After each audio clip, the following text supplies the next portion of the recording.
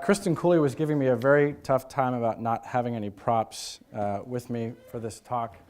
And Dave Ward was actually very generous in letting me borrow this hat. However, my wife, she's always told me I have a big head, and she must be right because it's a little too small. So I'll put the hat on, Dave, just for you. But my real prop are these bad boys. Wore them just for today's presentation. Don't let the boots fool you. I am not actually a Texan, but I'm going to play one for the next 15 minutes as I talk about a campaign that our company, EnviroMedia, has been the steward of for the better part of about 15 years, and that is the Don't Mess with Texas social marketing campaign. So I want to do a quick sort of informal poll of the room and ask the question, how many people here have ever worked on a campaign where you felt like your brand or your slogan was very well known by a lot of people, but when you actually got to talking with them, you realized they didn't actually understand what it was for, what the purpose was? Just show of hands, has that ever happened to folks in this room? It's pretty common. And that sort of sets the stage for a little bit about what I'm going to talk about today. This is something that over the course of the 25-year history of the Don't Mess with Texas social marketing campaign that we struggled with. So I want to take you guys back in time to 1999, pretty famous presidential matchup between two candidates. And I want to play a clip from Saturday Night Live that I think really sort of underscores how it is that sometimes your brand can get co-opted and become a part of popular culture. My plan, Jim, is different. Rather than squander the surplus on a risky tax cut for the wealthy, I would put it in what I call a lockbox. Governor Bush, your response. I don't know what that was all about. But I will tell you this. Don't mess with Texas. So, does anybody remember that? Yeah, so I was actually working in Washington, D.C. at one of the national news bureaus. My job was to screen the Saturday night comedy shows, including SNL, for the Sunday morning public affairs show that I was working for. And true confession, now here I am, representing this campaign before you today. This is the first time I'd actually heard the phrase, "Don't mess with Texas." I assumed that it was the state slogan and it had something to do with George W. Bush. So let me ask another question. How many people here before today have heard the phrase, "Don't mess with Texas"? Show of hands. Wow. All right, now keep them up if you can tell me what the Don't Mess with Texas social marketing campaign is focused on accomplishing. And I'm going to call on this lady right here with the, yes, right here? Yes. Can you tell me what it's about? Anti-litter. Anti-litter. Anti-litter for the purpose of what? Anyone? Anyone? I see it, Mr. in the tie. Isn't it keeping it off the highways? Keeping it off the highway. So there's actually two pieces. I see another hand. To save money so they don't have to pay. Thank you, yes. So it's actually, yes, roadside litter prevention. However, it's for the purpose of reducing the per capita pickup cost, right? The amount of money that the taxpayers have to spend through the state to pick up that litter that gets thrown out, the window. So, the Don't Mess with Texas campaign, actually, I'm going to try to see if I can bring up the very first public service announcement that ever aired. Go back, this is about the mid-1980s, and this campaign actually kicked off through what is now a very well-known PSA that I'm going to go ahead and play for you right now.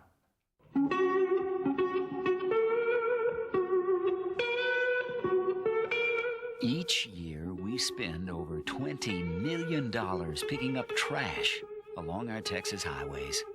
Messing with Texas isn't just an insult to the Lone Star State. It's a crime. Don't mess with Texas.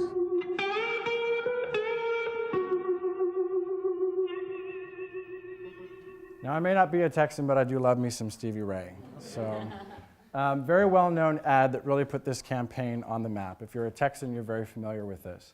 So the Don't Mess with Texas social marketing campaign, as we've established, is focused on roadside litter. It's been around for 25 years.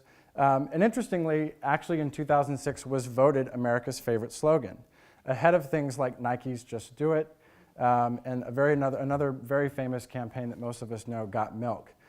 So why isn't the fact that SNL is putting "Don't Mess with Texas" out there in our lexicon and making more Americans sort of familiar with the phrase, why isn't that a good thing? Well, the state had to work very hard to sort of put a flag in the ground and say, this actually is a campaign that we own, that the Department of Transportation is the client in this particular instance, and it's for the purpose of reducing roadside litter. And every time it's misused, it dilutes every dollar that we spend trying to make people, our target audience, fundamentally understand what it is we're asking them to do. So who comes calling about 10 years ago? None other than The Daily Show. And they've gotten wind of the fact that our clients at the Department of Transportation are actually going so far as to send out cease and desist letters for misuse of the phrase, "Don't mess with Texas," and misuse of the brand. And I'm going to play that clip from The Daily Show. And word of caution for you PR consultants in the room, this is not for everyone. Do The Daily Show with great caution. We just had a great opportunity. Our client was game. Go ahead and take a look. Don't mess with Texas, a phrase that truly captures the essence of the Lone Star State.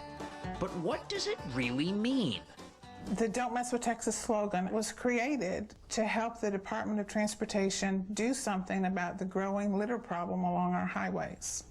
The slogan has been wildly successful and appears on tons of future litter. When people travel to Texas, why would they do that? I'm just messing with you. Unfortunately, some groups are now using the phrase illegally for their own purposes. And Doris is cracking down. We don't want people messing with the slogan because they're changing the meaning of it and its power becomes diluted. Okay, how is your slogan different from Don't Mess with Texas? It's totally different. So Don't Mess with George kind of had a double meaning. It's like getting hit with an ugly stick, but he got back up. You know, you have a gift for metaphor. I used to teach public speaking. So, you know, this really gave us an opportunity to kind of hit pause and say, okay, so we've got a challenge where a lot of people know our brand, a lot of people are familiar with the slogan. We're trying to do more about connecting people to understand what Don't Mess with Texas really means. So how do we address the challenge? Well, what we really fundamentally started with was taking stock of who the target audience was. So I'd like to introduce you to some of these fellas, who we around our company lovingly refer to as Bubba. It's kind of a visual representation. The target audience for the campaign for most of its life had really focused on an 18 to 34-year-old male demographic, not just male demographic, but male pickup driving Texans. That's who they had historically focused on. So the campaign, as you saw with the Stevie Ray spot, had a very specific look and feel. The way in which we engaged that audience with the message and we related the brand to them was very specific. You'll see this kind of echoed throughout a series of spots that we did. I brought just one other one in that's a very well-known spot. I love it, I have to say, and I'll go ahead and play it. Mamas, tell all your babies, don't mess with Texas. Don't let them throw cans from them old pickup trucks. Don't let them throw bottles and papers and such. Mamas, tell all your babies, don't mess with Texas. Keep your trash off the roads, and she's a fine yellow rose. Treat Texas like someone you love.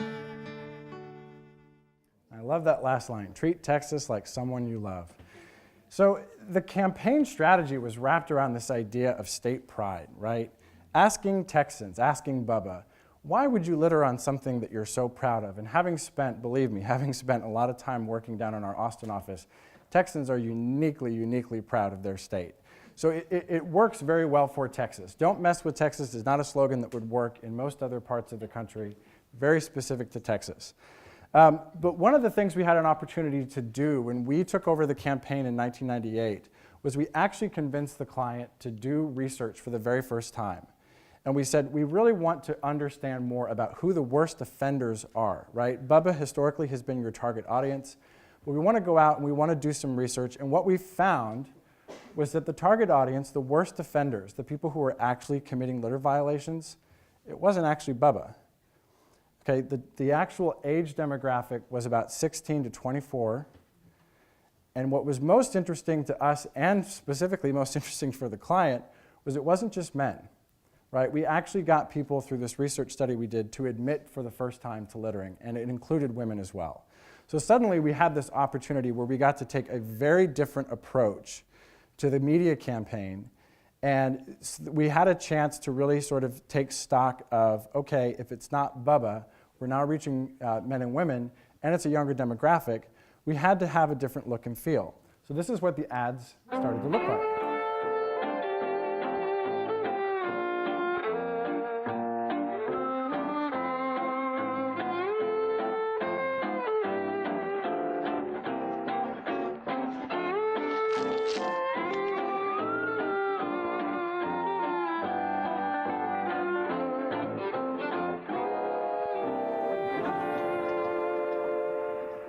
So you notice a little bit of a difference, huh, right? So gone is the Texas celebrity.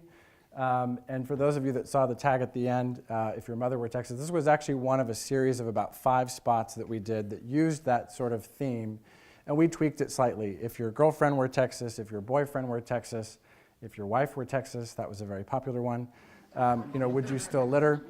And one of the things we had to do is we recognized that 16 to 24-year-old men and women, we're talking about a very specific lifestyle, right? We're talking about kids that for the first time have freedom. They're in their cars. They want to be on the go. They want to go places with their friends. And they're also, their lifestyle intersects with a lot of what we call points of opportunities to litter, right? Fast food, sodas in the car. So what this ad did for the very first time is it actually featured the target audience in the spot. And we saw an actual example of the most commonly type of litter that we found on Texas highways, right? So the theme and the strategy and that state pride element is still there, but the way in which we engage that target audience, was very different. So why was this important? Well, think about 1986 for just a second. When the campaign launched, TV was king, right? 1986, we were talking about the Super Bowl ads that Apple did, or a couple years before that. So there was no commercialized internet, there was no email, if you can believe it, there was certainly no Facebook or iPhone. So what had happened was not only had we had to tweak who we were focusing on as far as the audience, but we had to recognize that audiences everywhere had evolved, right? The state of Texas itself had grown from 17 million to 25 million people, and the ethnic demographics of Texas have continued to change. Those of you that followed this last election know that a lot of southern states are looking up going, wait a minute, what? We're not a red state anymore? You're kidding me. This is very interesting. So the campaign began to take on a very different look and feel. We added things like road tours. So we'd go to concerts, we'd go to entertainment venues where this target demographic was getting together, where they were going to have opportunities to litter along the way. And one of the other things we got a chance to do was we got to move further upstream. So talk about a slightly different target audience. We started going into elementary schools, specifically second grade classrooms, and doing a campaign called the Litter Force, in which we talked to second graders about litter prevention. And what we found is that in the markets where we did this in-school education, over time, between first and third grades, these students only had an uptick in litter in their communities of about 18%. And where we didn't do that in-school education, it was 136%. And today, kids actually know that don't mess with Texas means don't litter more than adults do. So isn't that phenomenal? So this is in a generation now that's going to grow up. They're going to hit that 16 to 24 demographic, and they're already going to know, right? They're already going to know that don't mess with Texas means don't litter, and they're already going to have adopted these behaviors. So two nuggets. First is that keep in mind, brand awareness is not always going to be enough. In fact, brand awareness is not going to change behaviors. In the early phases of a social marketing campaign, brand awareness is important. People need to know who you are, but they also need to know what you stand for and what the call to action is. The second is to remember that your audience is going to evolve. Even if your target audience stays the same, even if it's age X to age Y, men or women, they're going to evolve over time. And how you communicate with them over a 5-year period, over a 10-year period, you're going to have to do research. This really underscores the importance of research. We now do research every year with this client to kind of keep up with the trends and what's happening. And there are folks here in this room today who are going to be working on campaigns over the next 5 years that are going to look very different, just like Don't Mess with Texas did going all the way back to 1986. So thank you guys very much. Appreciate it.